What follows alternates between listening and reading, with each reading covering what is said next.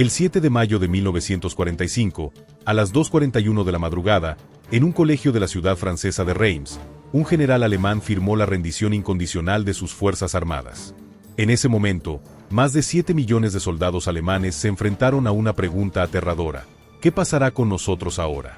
El soldado Wehrmacht Hans Moeller, de 22 años, estaba en una trinchera en Austria cuando escuchó por la radio que la guerra había terminado. No sabíamos qué esperar, recordaría años después. ¿Nos fusilarían? ¿Nos enviarían a Siberia? Lo único seguro era que nuestra vida tal como la conocíamos había terminado. La capitulación de Alemania dejó a los aliados con un dilema sin precedentes. Tenían en sus manos al ejército más grande que jamás se hubiera rendido en masa. Solo el Ejército Rojo se enfrentaba a más de 3 millones de prisioneros alemanes en el frente oriental.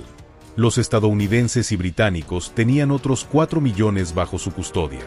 Pero aquí viene lo sorprendente: los soldados alemanes no fueron todos tratados de la misma manera. Tu destino dependía completamente de donde habías caído prisionero. Si te habías rendido al Ejército Rojo, tu situación era desesperada. Los soviéticos no habían olvidado los 27 millones de sus compatriotas muertos durante la guerra, ni las atrocidades que la Wehrmacht había cometido en su territorio. El general Iván Konev declaró: que trabajen para reconstruir lo que destruyeron. El soldado Kurt Weber experimentó esto de primera mano. Capturado en Polonia en abril de 1945, fue enviado a un campo en los Urales. Los primeros días fueron los peores, contó. Nos daban una sopa clara y 200 gramos de pan negro al día. Los guardias nos hacían trabajar 12 horas diarias construyendo carreteras. Muchos compañeros morían de agotamiento. La mortalidad en los campos soviéticos durante los primeros meses fue escalofriante. Se estima que entre 600.000 y 1 millón de prisioneros alemanes murieron bajo custodia soviética, la mayoría en los primeros 2 años después de la guerra. Las causas eran múltiples: desnutrición, enfermedades, agotamiento, ejecuciones por intentos de fuga, y en algunos casos, venganza personal por parte de guardias cuyos familiares habían sido asesinados por los alemanes. El cabo Wolfgang Richter describió una escena particularmente brutal en un campo cerca de Stalingrado. Un día, trajeron a guardias cuyos hermanos habían sido fusilados por nuestra división 2 años antes. Esa noche, 12 de nuestros compañeros nunca regresaron del trabajo. Al día siguiente, encontramos sus cuerpos en una zanja. En contraste, la experiencia en el lado occidental era diferente. El soldado Friedrich Hoffmann se rindió a los americanos en Baviera. Al principio nos trataron con dureza, pero no con crueldad, recordó. Nos dieron comida, aunque escasa, y los oficiales se esforzaban por seguir las reglas del derecho internacional. Sin embargo, había un problema: los aliados no estaban preparados para manejar tantos prisioneros.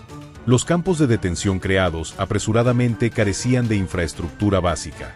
El más conocido fue el campo de Atiki en Francia, donde más de 200.000 prisioneros vivían en condiciones deplorables. Miles de soldados alemanes vivían a la intemperie, sin refugio adecuado, esperando meses para saber su destino.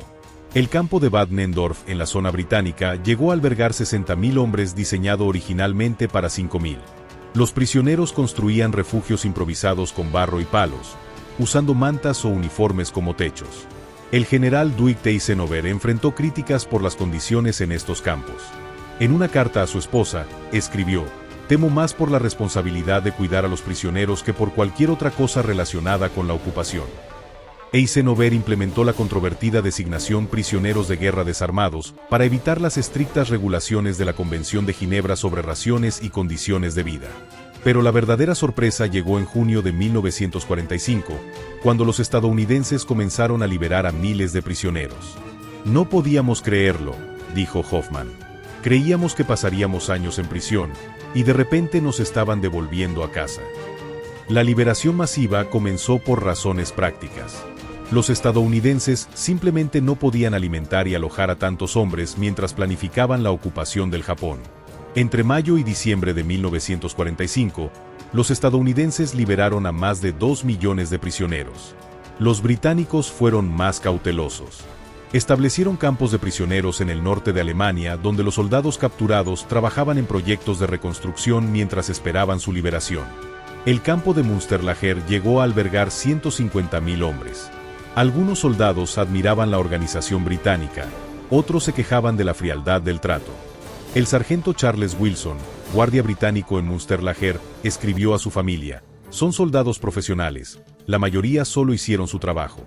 Pero es difícil olvidar las fotos de los campos de concentración que vimos. La mayoría de mis hombres los tratan con respeto, pero sin calidez». Mientras tanto, los franceses tenían sus propios planes. Habían sufrido la ocupación alemana durante 4 años y querían que los prisioneros pagaran. Cientos de miles de soldados alemanes fueron enviados a Francia para trabajar en la reconstrucción de ciudades bombardeadas y en las minas de carbón del norte. El campo de Torres-les-Pins albergaba 40.000 prisioneros que trabajaban 10 horas diarias en las minas. Las condiciones eran duras, pero mejores que en los campos soviéticos. Al menos nos daban jabón y podíamos escribir cartas a casa, recordaba Wilhelm Schmidt, que pasó 2 años trabajando en las minas de Lorena. Lo que pocos esperaban era que miles de soldados alemanes lograrían escapar de la custodia. En los primeros meses caóticos después de la rendición, la supervisión era laxa. Los campos improvisados tenían seguridad mínima, y la moral de los guardias aliados era baja. Muchos querían volver a casa. Grupos enteros desertaban de las columnas de prisioneros, aprovechando el desorden general. El cabo Heinrich Schmidt escapó de un campo estadounidense en julio de 1945. Era sorprendentemente fácil, admitió años después. Los guardias eran reclutas jóvenes que querían irse a casa. Por la noche, cortábamos el alambre y nos íbamos en grupos pequeños. Lo difícil era sobrevivir después. Se estima que entre 100.000 y 200.000 soldados alemanes escaparon exitosamente del cautiverio en 1945. Muchos más lo intentaron y fueron recapturados o murieron en el intento. Las montañas de Bavaria y Austria se llenaron de grupos de desertores que vivían como bandidos. Estos fugitivos se enfrentaban a un nuevo problema: una Alemania en ruinas donde la comida era escasa y la supervivencia difícil. Muchos se unieron a grupos de merodeadores que robaban a civiles desesperados. Otros intentaban llegar a sus lugares de origen, solo para descubrir que sus hogares habían sido destruidos o que sus familias habían desaparecido. La desesperación llevó a algunos a cometer actos terribles. Bandas de soldados desertores aterrorizaban a pueblos enteros, robando alimentos y atacando granjas aisladas.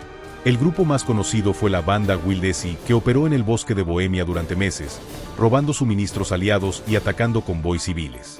Las autoridades de ocupación se vieron obligadas a establecer patrullas para capturar a estos grupos. Los británicos crearon las unidades de caza especialmente entrenadas para rastrear desertores en los bosques alemanes. Los estadounidenses ofrecían recompensas en comida a civiles que proporcionaran información sobre bandas de desertores. Sin embargo, no todos los fugitivos se convertían en criminales. Muchos simplemente querían regresar a casa y comenzar de nuevo. Karl Dietrich caminó desde Checoslovaquia hasta su pueblo natal en Baviera. «Tardé 3 meses», recordó. «Dormí en graneros, comí lo que pude encontrar. Cuando finalmente llegué a casa, mi madre no me reconoció. Había envejecido tanto que parecía un viejo». La historia de Dietrich era común. Muchos soldados habían perdido peso dramáticamente durante el cautiverio. El promedio de pérdida de peso entre prisioneros alemanes era de 20 kilogramos. A medida que avanzaba el verano de 1945, los aliados comenzaron a desarrollar políticas más claras para los prisioneros alemanes. Los estadounidenses establecieron la categoría de prisioneros de guerra desarmados, un estado legal ambiguo que les permitía usar a los soldados como mano de obra sin violar formalmente las convenciones de Ginebra. Esta decisión afectó a millones de hombres. Los soldados capturados trabajaban en proyectos de reconstrucción, limpieza de escombros y remoción de minas. Era trabajo duro y peligroso, pero ofrecía una rutina y la posibilidad de redimirse a ojos de los vencedores. El soldado Otto Wagner trabajó 6 meses desminando playas en Normandía. «Era aterrador», dijo. «Sabíamos que cualquier paso podía ser el último. Pero también sentíamos que estábamos pagando por lo que nuestro país había hecho». Los equipos de deminación tenían una tasa de mortalidad del 3%, alta pero no suicida como se había temido inicialmente. Los oficiales alemanes tuvieron una experiencia diferente. Fueron separados de la tropa y sometidos a interrogatorios extensos. Los aliados buscaban información sobre crímenes de guerra, pero también planificación militar y conocimientos técnicos. Algunos oficiales cooperaron a cambio de mejor trato, otros se negaron por principio. El general Hermann Balck, capturado por los americanos, escribió en sus memorias: "Nos trataron correctamente, pero la humillación de ser interrogado por oficiales más jóvenes que uno había entrenado era dolorosa. Algunos de mis colegas se quebrantaron psicológicamente. No podían aceptar que habíamos perdido". A finales de 1945, la situación comenzó a estabilizarse. Los campos de prisioneros se organizaron mejor. Las raciones mejoraron ligeramente. Algunos prisioneros incluso recibían correspondencia de casa, aunque censurada. Se establecieron bibliotecas y se permitían actividades recreativas limitadas. El cabo Franz Mueller describió la mejora gradual en su campo. En septiembre empezamos a recibir 300 gramos de pan al día en lugar de 200. Nos dieron permiso para formar un coro. Pequeñas cosas, pero que marcaban una gran diferencia en nuestra moral. Comenzamos a creer que quizás saldríamos de esto después de todo. Para principios de 1946, la liberación masiva de soldados alemanes había comenzado, pero millones permanecían bajo custodia. El proceso de repatriación era lento y complicado. Los aliados tenían que verificar los antecedentes de cada prisionero, especialmente buscando miembros de las SS o criminales de guerra. La verificación, conocida como desnazificación, era un proceso burocrático tedioso. Cada soldado tenía que completar un cuestionario de 131 preguntas sobre su pasado político y militar. Miles de oficiales aliados revisaban estos formularios, entrevistaban a prisioneros y consultaban listas negras. Te preguntaban todo, recordó el soldado Gustav Richter. ¿Dónde había servido? ¿Bajo qué oficiales? Si habías sido miembro del partido nazi, si habías presenciado crímenes de guerra. Mentir no servía, tenían listas detalladas de cada unidad. Pero decir la verdad podía significar años más de prisión. El proceso reveló la complejidad de determinar la culpabilidad. Millones de soldados habían servido en el Frente Oriental, donde las atrocidades contra civiles eran sistemáticas. Distinguir entre soldados que habían participado activamente en crímenes y aquellos que simplemente habían estado presentes era casi imposible. Los soviéticos mantuvieron a la mayoría de sus prisioneros hasta mediados de los años 50. Para ellos, los soldados alemanes representaban una fuente valiosa de mano de obra para reconstruir su devastado país. Más de 2 millones de prisioneros trabajaron en proyectos soviéticos durante años, construyendo ciudades, fábricas y líneas ferroviarias. El soldado Werner Koch pasó 9 años en campos soviéticos. Los primeros años fueron los más duros, recordó. Muchos murieron de hambre y enfermedades. Pero gradualmente, las condiciones mejoraron. Comenzamos a recibir cartas de casa, incluso pequeños paquetes ocasionales. La vida en los campos soviéticos desarrolló su propia cultura. Los prisioneros organizaban representaciones teatrales usando uniformes viejos como vestuarios. Se formaron orquestas con instrumentos improvisados. Los soldados que hablaban ruso servían como intérpretes y tenían más oportunidades de comunicarse con los guardias. Creamos una especie de sociedad dentro del campo, explicó Wilhelm Hoffmann, prisionero durante 8 años. Teníamos nuestros propios periódicos manuscritos, clases de idiomas, incluso un sistema rudimentario de moneda usando botones y cigarrillos. Sin embargo, la mortalidad seguía siendo alta. Las enfermedades como la disentería, el tifus y la tuberculosis mataban a cientos cada mes. Los trabajos peligrosos en las minas o en proyectos de construcción cobraban más vidas. Los médicos alemanes improvisaban con suministros mínimos, a menudo realizando operaciones sin anestesia. El doctor Heinrich Müller, cirujano de campo convertido en médico de prisioneros, recordaba: operé a miles con herramientas robadas y alcohol como único antiséptico. Salvamos a muchos que deberían haber muerto, pero perdimos a muchos más que podrían haberse salvado con medicinas básicas. En los campos occidentales, la experiencia era diferente. Los estadounidenses y británicos liberaron a la mayoría de sus prisioneros para 1947.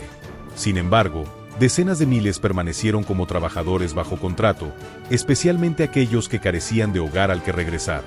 El problema de los sin hogar era masivo. Millones de alemanes habían sido expulsados de territorios del este ahora bajo control polaco o soviético. Soldados prusianos orientales, silesios y sudetenses no tenían ningún lugar al que regresar. Muchos preferían quedarse en campos occidentales donde tenían comida y refugio garantizados. El soldado Heinz Becker fue liberado en 1946, pero decidió quedarse en Francia. Mi ciudad en Silesia ahora era parte de Polonia, explicó. Mi familia había sido expulsada o había muerto. Al menos en Francia tenía trabajo y un lugar donde dormir. Eventualmente, me casé con una francesa y me quedé allí para siempre. La experiencia de Becker fue común. Aproximadamente 100.000 exprisioneros alemanes se establecieron permanentemente en países aliados, principalmente en Francia, Reino Unido y Estados Unidos. Algunos por necesidad, otros por elección, construyeron nuevas vidas lejos de Alemania. Los soldados liberados que regresaban a Alemania se enfrentaban a una nación irreconocible. Las ciudades yacían en ruinas, millones de civiles habían muerto o desaparecido, y la economía estaba completamente destrozada. Berlín, Hamburgo, Dresden y Colonia eran paisajes lunares de escombros y edificios fantasma. Era apocalíptico, dijo Fritz Müller, liberado en 1947. Caminar por las calles de mi ciudad natal era como estar en otro planeta. Edificios que conocía desde niño eran montones de piedras. Las direcciones que recordaba ya no existían. Además de la destrucción física, los soldados enfrentaban el estigma de haber servido en la Wehrmacht. Los civiles, muchos de los cuales habían sufrido bombardeos aliados y privaciones, a veces culpaban a los soldados por las consecuencias de la guerra. La pregunta ¿qué hiciste en la guerra? Se volvió tabú en la sociedad alemana. Era una situación imposible, comentó Müller. Por un lado, habíamos perdido la guerra y nos sentíamos culpables. Por otro, habíamos sido soldados haciendo nuestro deber. Los civiles nos miraban con sospecha, preguntándose qué crímenes habíamos cometido. La desnazificación complicaba aún más las cosas. Los aliados querían eliminar toda influencia nazi de la sociedad alemana, lo que significaba interrogatorios, formularios interminables y restricciones laborales para los exsoldados. Los que habían sido oficiales o tenían afiliaciones partidarias significativas se enfrentaban a años de inhabilitación profesional. Muchos soldados desarrollaron estrategias para navegar este nuevo mundo. Algunos minimizaban su servicio militar, afirmando haber servido solo en roles administrativos. Otros enfatizaban cualquier acto de resistencia o humanidad que hubieran mostrado durante la guerra. La leyenda personal se volvió una herramienta de supervivencia social. El cabo Rudolf Schneider aprendió a contar una versión cuidadosamente editada de su servicio. Solo mencionaba mis años en Francia, no hablaba del frente oriental. Enfatizaba que había ayudado a civiles cuando podía. Era verdad, pero no era toda la verdad. Tenía que sobrevivir. Sin embargo, surgieron historias sorprendentes de reconciliación. Algunos prisioneros alemanes mantenían correspondencia con los guardias que los habían tratado humanamente. Otros regresaban años después a agradecer a las familias que los habían ayudado durante su cautiverio. El sargento estadounidense Robert Johnson intercambió cartas durante 30 años con un exprisionero alemán. Me había dado mi ración de chocolate cuando estaba enfermo, escribió el alemán en 1975.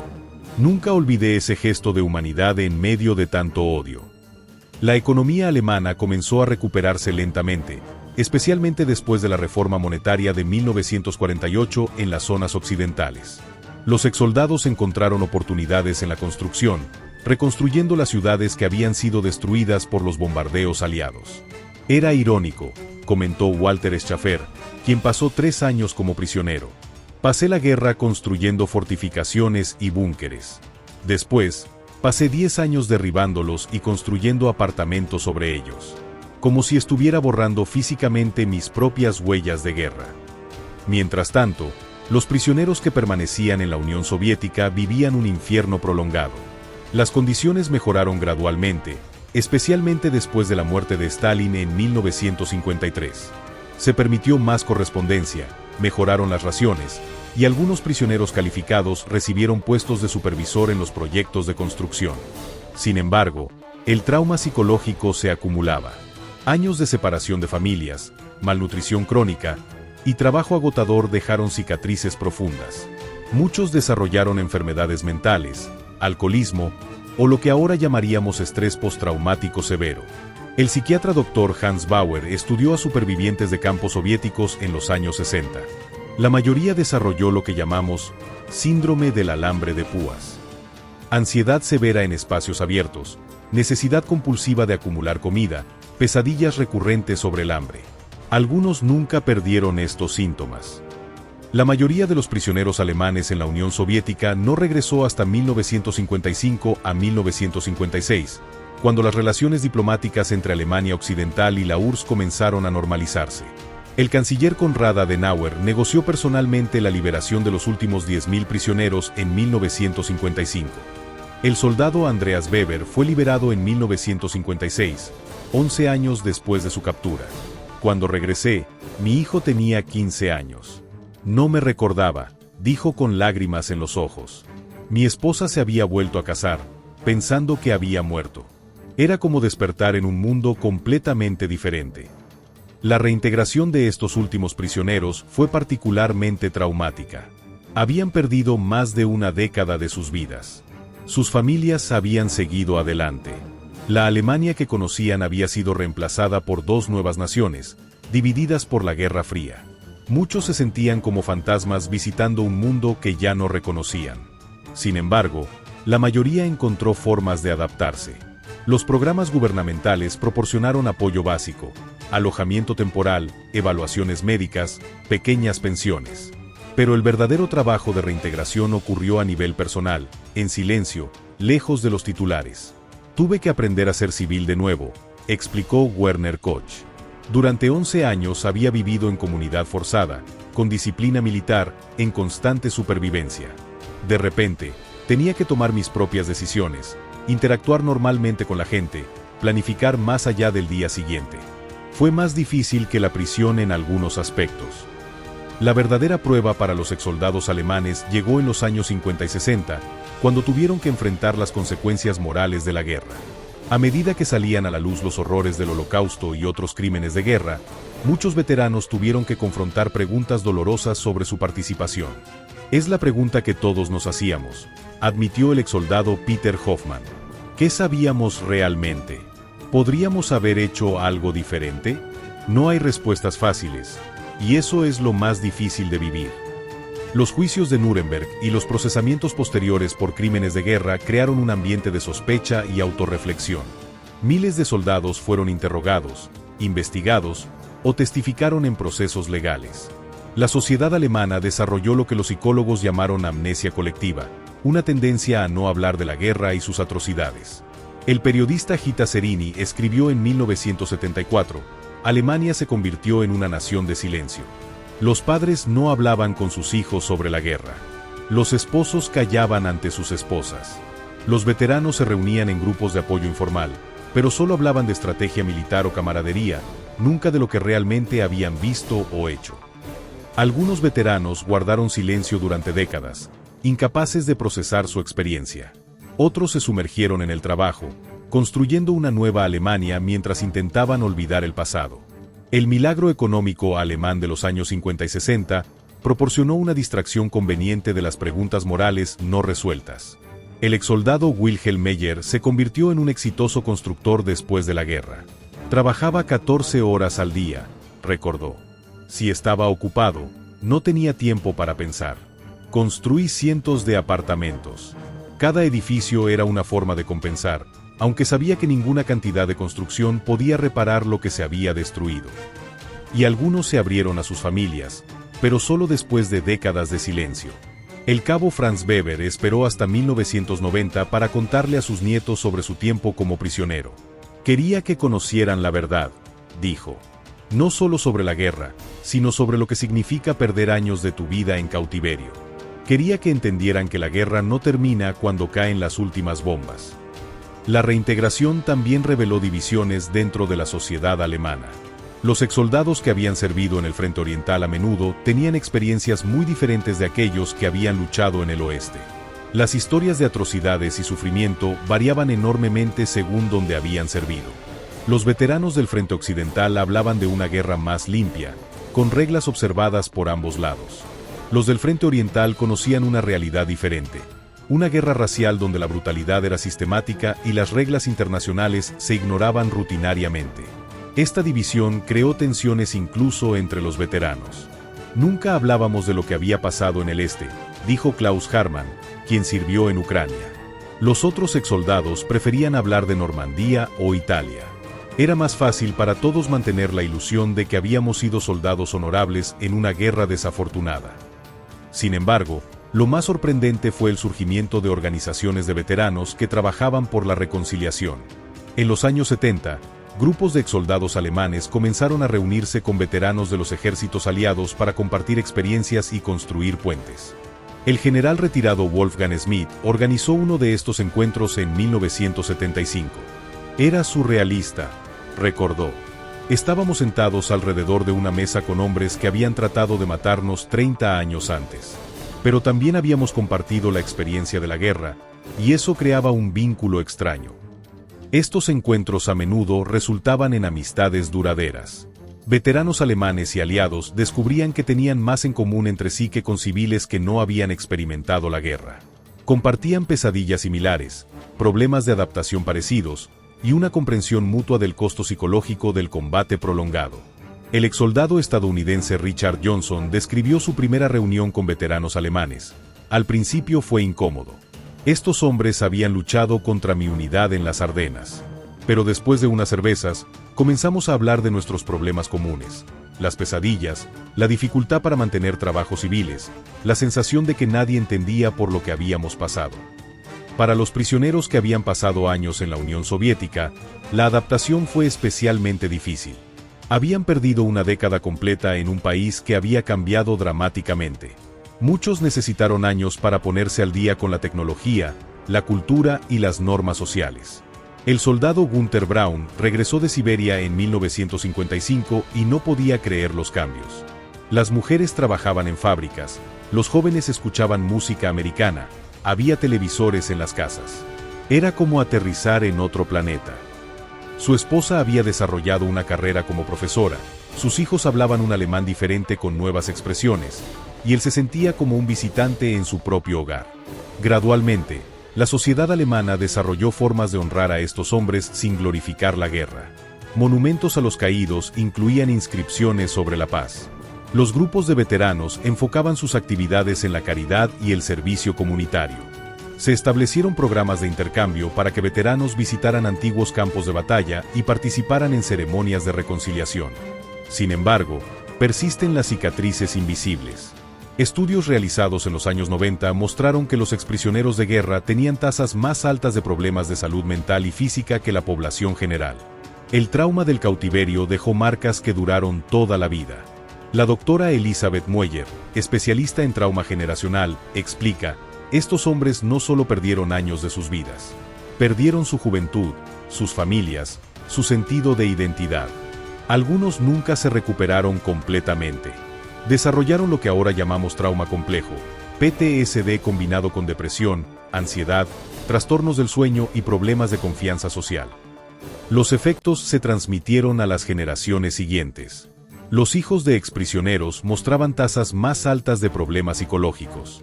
Muchos crecieron con padres emocionalmente distantes que alternaban entre sobreprotección y relativa negligencia emocional.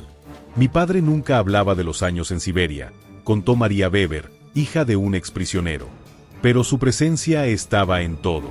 Las pesadillas que lo hacían gritar por la noche. La forma en que acumulaba comida en el sótano. Su insistencia en que comiéramos todo lo del plato. Su furia cuando nos quejábamos de algo trivial.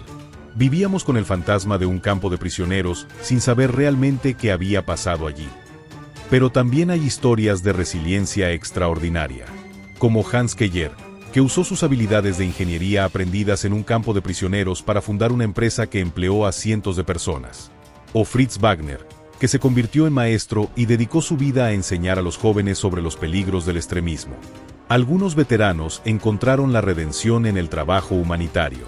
Heinrich Müller, el cirujano que había operado sin anestesia en campos soviéticos, pasó sus últimos años como voluntario en hospitales, operando gratis a personas sin recursos. Salvé vidas en prisión, decía. Quería seguir salvando vidas en libertad. La transformación de Alemania también permitió nuevas formas de servicio público. Muchos exsoldados se unieron a organizaciones internacionales de paz. Participaron en programas de intercambio con antiguos países enemigos. Algunos trabajaron con las Naciones Unidas en misiones de peacekeeping, aplicando sus conocimientos militares para mantener la paz en lugar de hacer la guerra. El coronel retirado Johannes Becker se convirtió en observador internacional para las Naciones Unidas, supervisando acuerdos de paz en el Medio Oriente. Era mi forma de redencionarme, explicó. Había participado en la destrucción.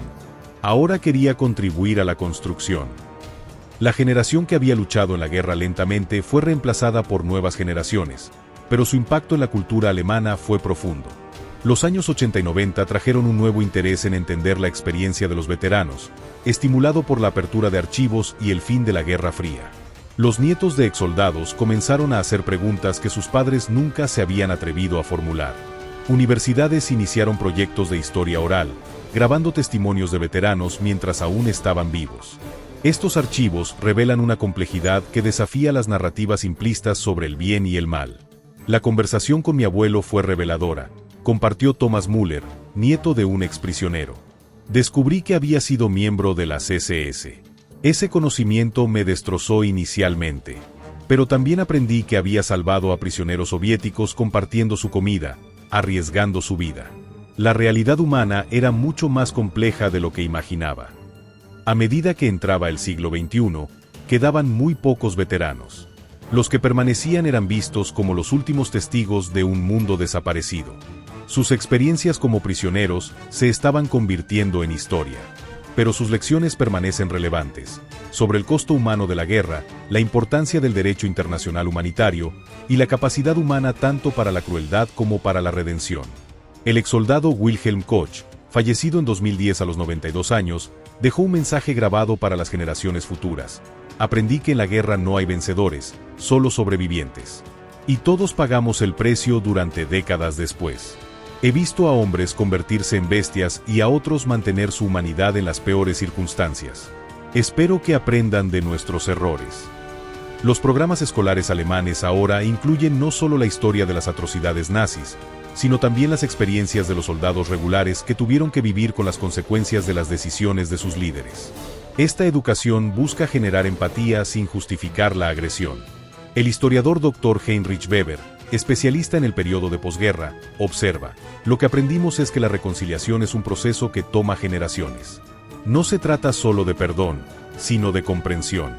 Los veteranos que pudieron hablar abiertamente sobre sus experiencias, tanto los crímenes que presenciaron como los actos de bondad que realizaron, contribuyeron más a la sanación que aquellos que guardaron silencio o se refugiaron en la negación.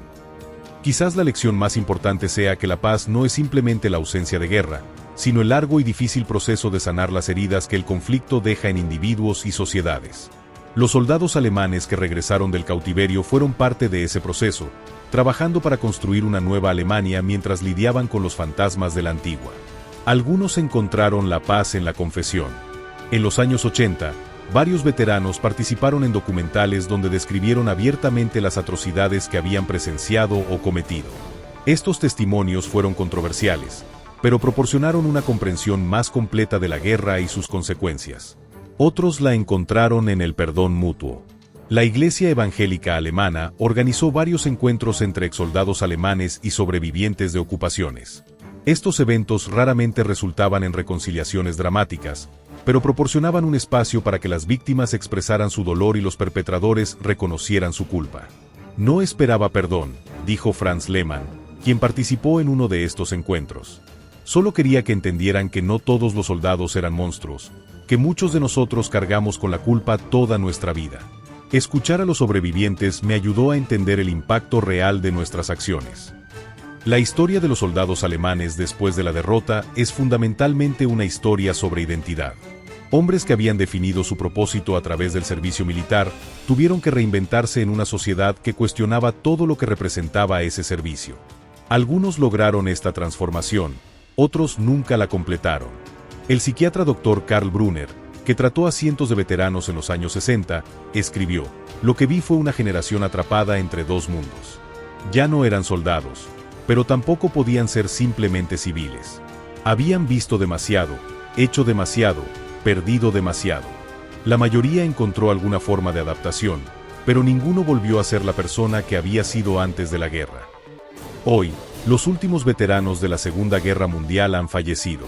Sus experiencias existen ahora solo en archivos, memorias y las historias que transmitieron a sus descendientes. Pero el impacto de esos años como prisioneros de guerra continúa influenciando la cultura alemana. La Bundeswehr, Las Fuerzas Armadas alemanas modernas estudian la experiencia de los prisioneros de guerra como parte de su entrenamiento en derecho humanitario. Los soldados aprenden no solo sobre las convenciones de Ginebra, sino también sobre las experiencias reales de aquellos que estuvieron bajo custodia enemiga. Su legado también vive en las políticas alemanas hacia los refugiados y prisioneros de guerra modernos. Alemania ha sido uno de los países más activos en promover mejores tratamientos para combatientes capturados y en proporcionar asilo a aquellos que huyen de conflictos. Las historias de estos soldados nos recuerdan que detrás de cada uniforme hay una persona, y que el verdadero costo de la guerra se mide en vidas individuales destrozadas y reconstruidas, una a la vez. Sus experiencias subrayan la importancia de las instituciones internacionales que protegen a los prisioneros de guerra y regulan el comportamiento durante los conflictos. Pero quizás lo más importante es lo que nos enseñan sobre la resiliencia humana. Hombres que perdieron años de sus vidas en condiciones brutales lograron reconstruir sus existencias, formar familias, contribuir a sus sociedades y transmitir lecciones valiosas a futuras generaciones. En una entrevista de 2005, uno de los últimos supervivientes, Werner Müller, de 89 años, reflexionó: "No me arrepiento de haber servido a mi país. Lamento las cosas terribles que hicimos como nación. Pero también estoy orgulloso de haber sobrevivido, de haber criado hijos que nunca conocerán la guerra, de haber contribuido a construir una Alemania pacífica. Quizás esa sea la verdadera victoria". La experiencia de los soldados alemanes después de la derrota nos enseña que el final de una guerra es solo el comienzo de una lucha más larga por la identidad, el significado y la reconciliación. Sus historias, tanto las heroicas como las trágicas, forman parte de la compleja tapicería de la historia europea del siglo XX. Mientras las nuevas generaciones se enfrentan a sus propios desafíos, las lecciones de estos hombres permanecen relevantes. La importancia de la diplomacia sobre la guerra, el valor del derecho internacional humanitario y la necesidad de ver la humanidad incluso en antiguos enemigos. Al final, quizás el legado más duradero de estos soldados sea la comprensión de que la verdadera fortaleza no está en la conquista, sino en la capacidad de reconstruir, perdonar y seguir adelante. En sus historias de sufrimiento y resiliencia, encontramos un recordatorio perpetuo de que incluso en los momentos más oscuros de la historia, la esperanza y la redención siguen siendo posibles. Sus voces, ahora silenciadas, continúan resonando en un mundo que todavía lucha con los mismos dilemas morales que ellos enfrentaron. Cómo equilibrar la justicia con la misericordia, cómo construir la paz después del conflicto, y cómo mantener nuestra humanidad incluso en las circunstancias más deshumanizadoras. La verdadera medida de su legado no está en los monumentos o las ceremonias, sino en las sociedades más justas y pacíficas que ayudaron a construir con su sacrificio involuntario y su lucha por la reintegración. Son un testamento de que incluso después de la derrota más devastadora, la vida continúa, y con ella, la posibilidad de redención y renovación.